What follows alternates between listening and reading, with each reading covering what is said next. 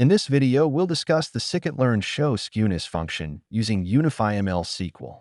We will run the Scikit-learn show skewness algorithm through a UnifyML query. Here, we execute the Scikit-learn show skewness function using UnifyML SQL. Now, let's look at a simple Scikit-learn show skewness query. Scikit-learn show skewness determines whether the data is symmetrically distributed or skewed to the left or right. Start by specifying the input table and the required input columns. The function will analyze the skewness of these columns. There are additional parameters for the Scikit-learn show skewness function, which you can explore in the UnifyML documentation. Partition columns specify the column on which you want to perform the partition. Input data types: if you need to change the data types of the input columns, use the input data types parameter.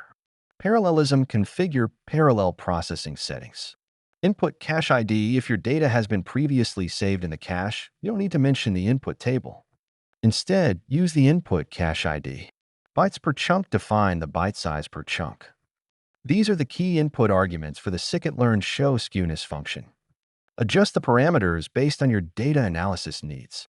Run the query, and it will execute on the back end of the UnifyML server.